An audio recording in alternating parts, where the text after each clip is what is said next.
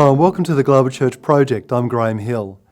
Grace Jisung Kim is a prolific writer, having published more than 10 books and 70 book chapters and journal articles. She challenges the church to engage with issues to do with Asian American Christian experience and the faith stories of Asian American women. Her work on the social and religious experience of Korean women immigrants to North American culture has received wide acclaim. Grace Jisung Kim unpacks theological and cultural riches to be found in Asian American and Asian American-feminist approaches to faith and theology. She shows how Asian notions of wisdom and the Spirit can communicate with Christian ideas today, and she challenges the North American church to move beyond patriarchal and colonial and repressive forms of faith and theology. Welcome to the Global Church Project. You've said that traditional Euro-Western theologies fail to nourish the soul of those who don't have a Western background or who are immigrants into Western countries. What do you mean by that?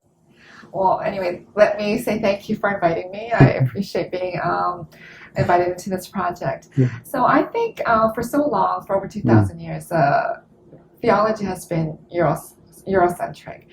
And because it's Eurocentric, it's not listening to the voices from the other parts of the world. So the global south, from Asia, South America, Africa. And I think it's way overdue that we listen to those voices. I think theology should not be so narrow in perspective. It has been so patriarchal in the past. So I think we need to hear women's voices. And once we allow the different voices to come in, it really enriches the theology. So I think it's important that we kind of have this global perspective, have women's voices and people from all over the world join in so that we can understand God. You know, God is this infinite being, and as finite beings, we can't say we understand God fully. So we try to hear as many voices and many perspectives as possible to help us kind of understand God better.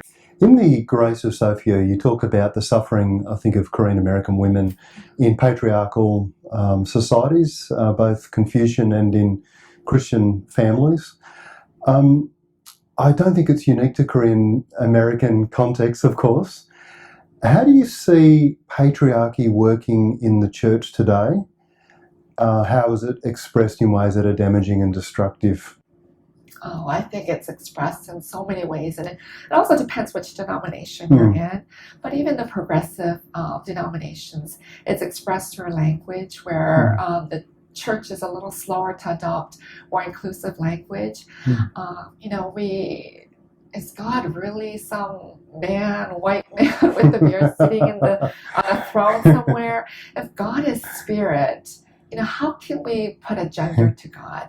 So the language is still there. I think we also withhold women's leadership in the church. So we still have denominations that won't ordain women into the as teaching elder or as pastors. We don't do that. So and then we have those denominations that do, but even in those denominations there's always patriarchy exists, and it's kind of so embedded that people just don't think it's still alive, but it really is, and it's a big struggle for many women in many, many ways. How do we start to deal with some of that in the life of the church today? Well, as I said earlier, language is very important. Language determines our thoughts and how we perceive the world. So I think one of the steps is using inclusive language, being open to different languages, understanding that, God loves both men and women, created both men and women. Jesus had women leaders with him. It was a woman who first went to visit the empty tomb. There are all these signs of how women have been at the beginning of the church, the growth of the church. So we need to allow women leadership, and I think that will help both the men and the women in the church. If we get rid of women's leadership, right now, I don't know how it is in Australia, but in the United States, there's more women in the church, more women membership than men. So we can't deter the women. They're going to find some other ways to express spirituality or religion. So we have to embrace what women have to offer, and we have different gifts than men. And hopefully that way we can start dismantling patriarchy and sexism within the church. You've just watched an abridged version of this interview. For the full interview, plus resources for churches and colleges and universities, please visit www.theglobalchurchproject.com. I look forward to your company next time. From me, goodbye.